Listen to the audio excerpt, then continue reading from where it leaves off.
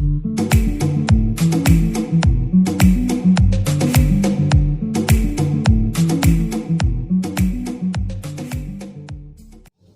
हम लोग पढ़ेंगे क्लास 9 का दूसरा चैप्टर पॉलिनोमियल। पॉलिनोमियल एक अलजेब्राइक एक्सप्रेशन होता है जिसके प्रत्येक टर्म के वेरिएबल पर पावर होल नंबर होता है। अब अलजेब्राइक एक्सप्रेशन हम लोग 8 में पढ़ चुके हैं कि combination of variable and constant with the sign, addition, multiplication, subtraction and division, और जिसमें सारा कोफिशिएंट जो होता था वेरिएबल का वो रियल नंबर होता था। हम लोग 8 में पढ़ चुके हैं।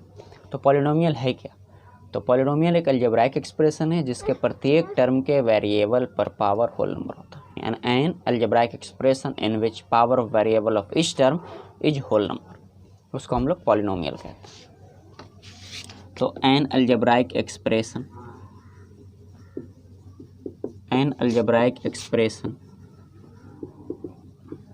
इन विच पावर ऑफ वेरिएबल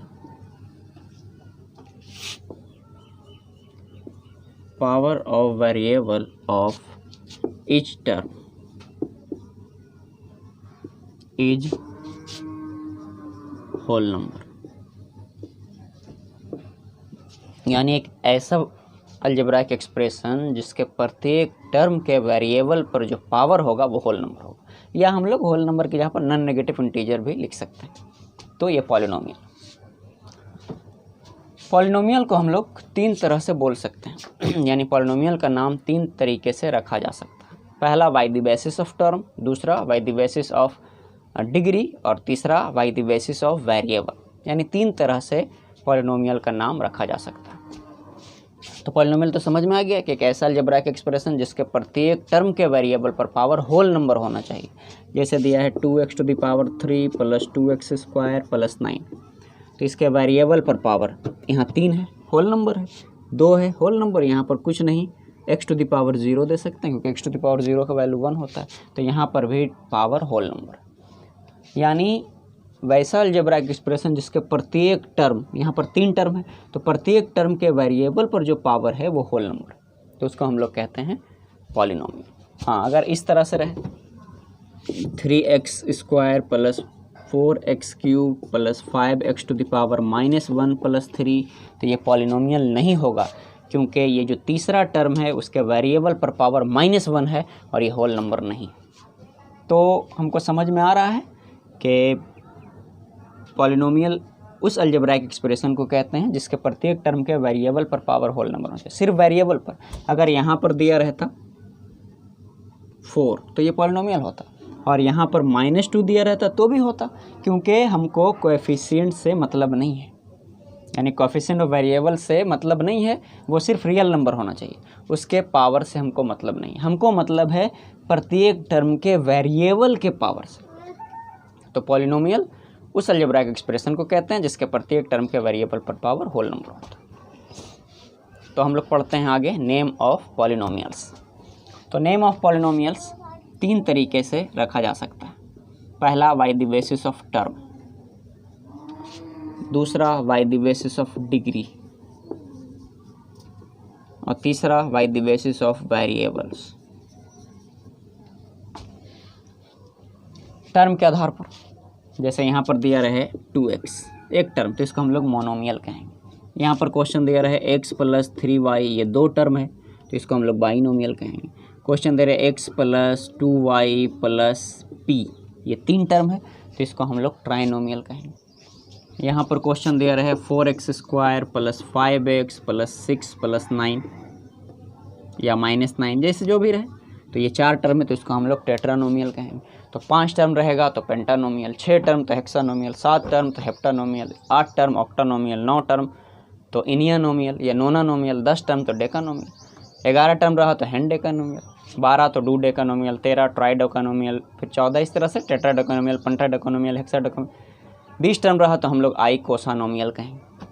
अब 21 रहेगा तो आइकोसिकाय हेनानोमियल, 22 तो आइकोसिकाय डाइनोमियल, 23 आइकोसिकाय ट्राइनोमियल, इस तरह से चलते चलते 30 रहा तो ट्राइकॉन्टानोमियल, 31 रहा तो ट्राइकॉन्टाकाय हेनानोमियल, 32 रहा तो ट्राइकॉन्टाकाय डाइनोमियल, ट्राइकॉन्टाकाय ट्राइनोमियल, इस तरह से चलते चलते 40 रहा तो टेट्राकॉन्टिनोमियल, तो 50 पेंटाकॉन्टिनोमियल, 60 हेक्साकॉन्टिनोमियल, 61 रहा तो हेक्साकॉन्टिनोमियल।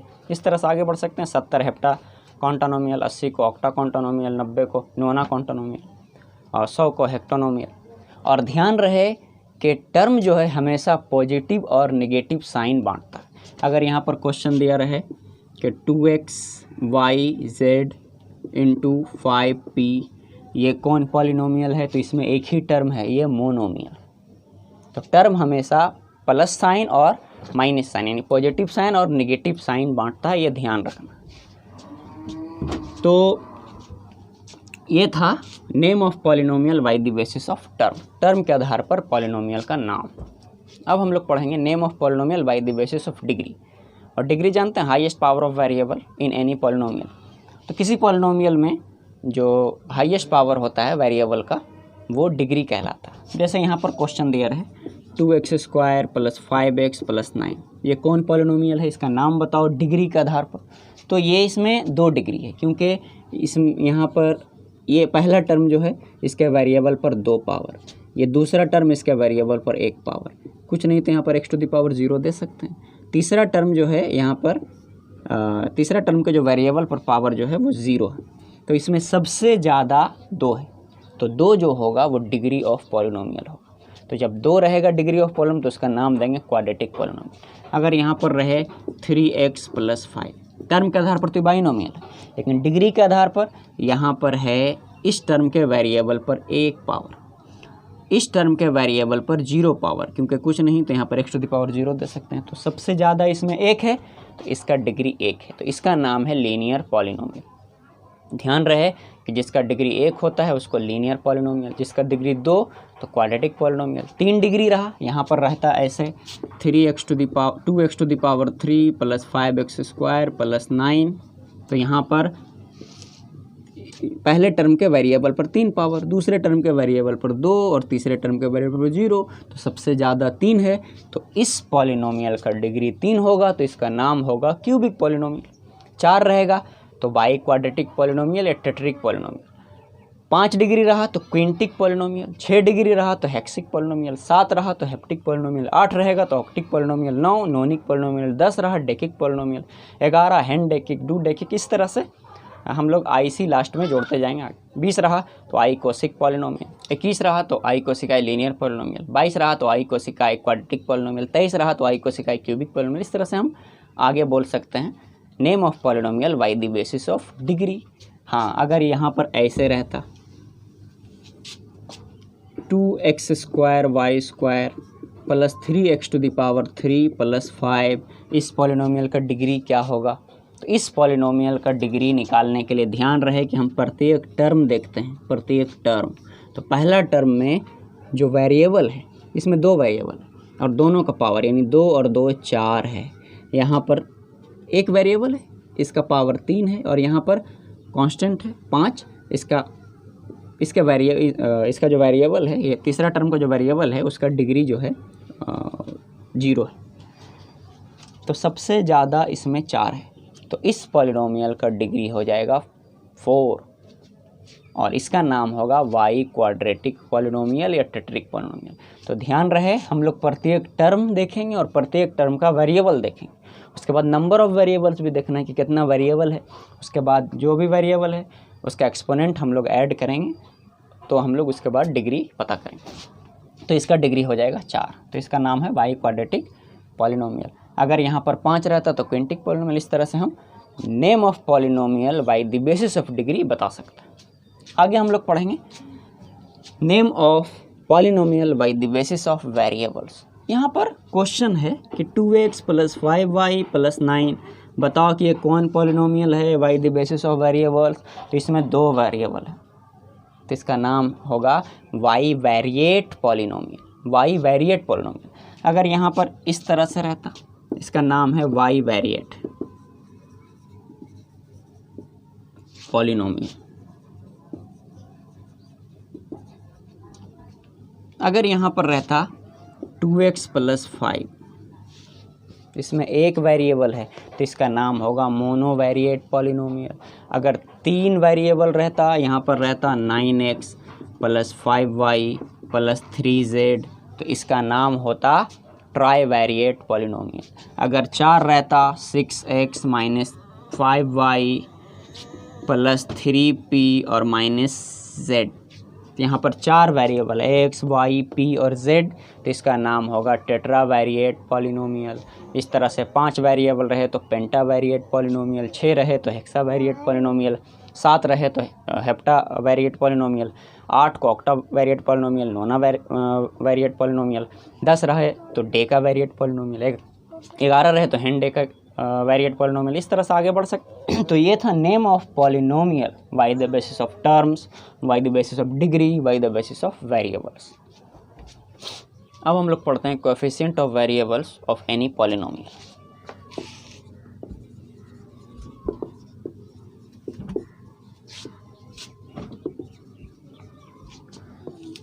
जैसे यहाँ पर दिया रहा है क्वेश्चन के 3x³ plus 5x to the power 4 minus 3x² plus 9।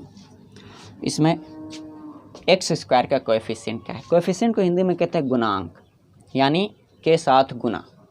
जैसे यहाँ पर दिया रहा है find the coefficient of x², तो एक्स स्क्वायर के साथ गुना में क्या है? एक्स स्क्वायर के साथ है -3, तो कोएफिशिएंट ऑफ x² हो जाएगा -3। अगर यहाँ पर पूछे find the coefficient of x to the power 3, तो x टू द पावर 3 का कोएफिशिएंट है 3। यहाँ पर पूछेगा coefficient of x to the power 4, तो इसका कोएफिशिएंट है 5। यहाँ पर पूछे coefficient of x to the power 5, तो x टू द पावर 5 नहीं है, तो उसका कोएफिशिएंट हो जाएगा 0। अगर रहता तो x to the power 5 into 0, यानी ये टर्म नहीं है तो हम इस तरह से भी दे सकते हैं, तो x टू द पावर 5 का कोएफिशिएंट 0 हो जाएगा, यानी जो नहीं रहेगा जो वेरिएबल, तो उसका कोएफिशिएंट 0 हो जाएगा। तो ये था coefficient of variables of any polynomial. अब हम लोग पढ़ते हैं जीरोज ऑफ पॉलिनोमियल्स। तो जीरोज ऑफ पॉलिनोमियल्स होता क्या है? जैसे यहाँ पर रहे 2x माइनस 4, तो पूछे कि इस पॉलिनोमियल का ज़ीरो बताना। तो ध्यान रहे कि ज़ीरो का मतलब, ज़ीरो को हिंदी में कहते हैं शून्य। और शून्य क्या होता है कि इस पॉलिनोमियल के वेरिएबल के जगह पर वैसा वैल्यू दें कि पूरा पॉलिनोमियल 0 हो जाए, तो वही value zero of this polynomial होगा। जैसे यहाँ पर 2 देंगे तो 2 इंटू 2 4, 4 से 4 घटेगा तो 0 आ जाएगा। तो x बराबर 2 जो होगा, यानी ये 2 जो होगा वो इस पॉलिनोमियल का 0 होगा। अगर यहाँ पर बराबर 0 दे दें तो ये एक इक्वेशन बन जाता है। तो इस इक्वेशन का जो रूट्स होगा इस पॉलिनोमियल का, यानी पूरा इक्वेशन हुआ और ये पॉलिनोमियल हुआ, तो इस इक्वेशन का जो रूट्स होगा वो इस पॉलिनोमियल का 0 होगा। तो हम लोग इसको अगर हल करें, यानी x का वैल्यू फाइंड करें, तो x बराबर 4y2, यानी यहाँ पर 2 हो जाएगा। तो x बराबर 2 इस इक्वेशन का वैल्यू आया। तो इस पॉलिनोमियल इन 2x माइनस 4 का जो 0 होगा वो 2 होगा, यानी पॉलिनोमियल के वेरिएबल के स्थान पर वैसा वैल्यू जो पूरे पॉलिनोमियल को 0 कर दे, वही वैल्यू 0 ऑफ दिस पॉलिनोमियल होता है। अब कई बार यहाँ पर डिग्री के आधार पर 0 डिपेंड करता है। यहाँ पर अगर 2 डिग्री रहता तो 2 0 होता, 3 डिग्री होता तो 3 0 होता, यानी 0 ऑफ एनी पॉलिनोमियल या zeros of any polynomial are depend upon degree of this polynomial. यहाँ पर जैसे इस तरह से रहे x² माइनस 7x प्लस 12, इस पॉलिनोमियल का जीरोस फाइंड करना है। तो यहाँ पर डिग्री 2 है तो इसका जीरोस 2 होगा। तो कैसे हम लोग फाइंड करेंगे? तो इसको इक्वेशन के रूप में लिख देंगे, यानी बराबर 0 दे देंगे। पूरे पॉलिनोमियल, यानी ये यहाँ से यहाँ तक पॉलिनोमियल है, पूरे पॉलिनोमियल को 0 लाने के लिए x का कौन कौन वैल्यू मान होगा इसमें, तो इसको एक इक्वेशन बना और इस इक्वेशन का जो रूट्स होगा वो इस पॉलिनोमियल का 0 होगा। तो इसको हल करेंगे, simple factorisation, x² minus 3x minus 4x plus 12 बराबर 0। तो x को कॉमन लेंगे तो यहाँ पर x माइनस 3, यहाँ -4 कॉमन, तो x माइनस 3 बराबर 0। तो x माइनस 3 को कॉमन लेंगे तो इधर हो जाएगा x माइनस 4 बराबर 0। तो अगर x माइनस 3 0 के बराबर है तो x बराबर हो जाएगा 3, यानी अगर x के जगह पर 3 दे दिया जाए तो पूरा पॉलिनोमियल जो है वो 0 हो जाएगा। तो x बराबर 3 पहला 0 आया इस पॉलिनोमियल का। फिर अगर x माइनस 4 अगर 0 होगा तो x बराबर हो जाएगा 4, तो x बराबर 4 दूसरा 0, यानी इस पॉलिनोमियल का जीरोज होगा 3 और 4। तो ज़ीरोस समझ में आ गया कि किसी पॉलिनोमियल का ज़ीरोस फाइंड करने के लिए उसके वेरिएबल के जगह पर वैसा वैल्यू जो पूरे पॉलिनोमियल को ज़ीरो कर दे, तो वो जो वैल्यू होगा उस पॉलिनोमियल का ज़ीरोस होगा। तो हम आसानी से किसी भी पॉलिनोमियल के ज़ीरोस फाइंड कर सकते हैं। तो आप लोग आगे बनाइएगा। क्वेश्चन रहा कि find the zeros of the given polynomials. Polynomials यहाँ पर दिया हुआ है x² + 10x और +25। दूसरा रहे 3x - 5। तीसरा 2x² + 8x और +8। चौथा क्वेश्चन रहे x² - 10x + 16। तो हम आसानी से फाइंड कर सकते हैं ज़ीरोज़ ऑफ पॉलिनोमियल। तो रियल नंबर में आगे हम लोग पढ़ते हैं रिमाइंडर थ्योरम। तो रिमाइंडर थ्योरम है क्या? मान लिया जाए कि px कोई पॉलिनोमियल है एक या एक से ज़्यादा डिग्री का, यानी 1 डिग्री का या 1 से बड़ा डिग्री का, और a कोई भी रियल नंबर। तो अगर px को हम x - a से भाग लगाएं तो रिमाइंडर जो होगा वो pa होगा। जैसे यहाँ पर px कोई पॉलिनोमियल है 1 डिग्री या 1 से ज़्यादा डिग्री का, यानी 2x² + 3x + 5 है, मान लो ये 2 डिग्री का। 1 कोई भी रियल नंबर, तो x - 1 से अगर हम भाग लगाएं px को, यानी px is divided by x - 1, then remainder is p1। समझ में आ रहा है कि px कोई पॉलिनोमियल है, a कोई रियल नंबर है, तो अगर x - a से भाग लगाएंगे px को तो रिमाइंडर होगा pa। तो इसी तरह से अगर हम x - 1 से px को भाग लगाएं तो रिमाइंडर हो जाएगा p1। तो यहाँ पर हो जाएगा 2 × 1 का स्क्वायर + 3 × 1 + 5। तो 1 का स्क्वायर 1 को 2 से मल्टीप्लाई करें तो 2 + 3 हो जाएगा यहाँ +5, तो यहाँ पर हो जाएगा 10। तो रिमाइंडर जो आया वो 10 आया। तो रिमाइंडर थ्योरम हम लिटरेचर लिख देता है। रिमाइंडर थ्योरम कहते हैं किसको? मान लिया जाए कि px कोई पॉलिनोमियल, let px be any polynomial, px be any polynomial of degree 1 और मोर देन 1, 1 डिग्री का या 1 से बड़ा डिग्री का, and let a be any real number.